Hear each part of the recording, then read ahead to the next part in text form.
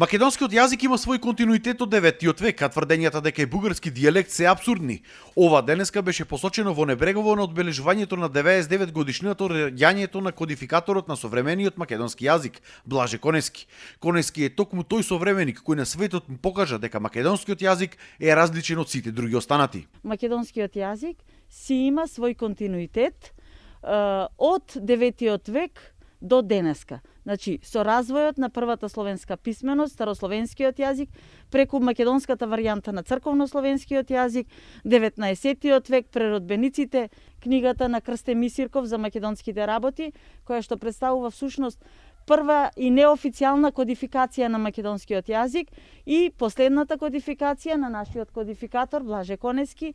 1944 е прогласен за службен јазик во македонската држава на заседанието на АСНОМ.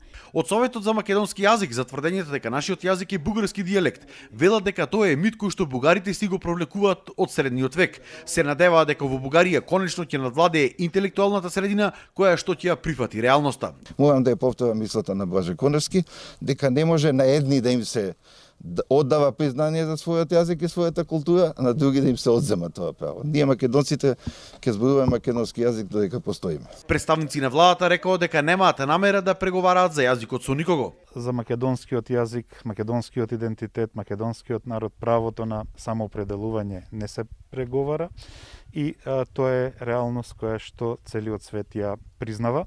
Миле Сприковски, водич во спомен домот на Конески во Небрегово, кажа дека Конески е најголемиот промотор, чувар и бранител на македонскиот јазик. Познатиот американски славист професор доктор Виктор Фридман вели: лингвистичките трудови на Конески се основа за секој славист.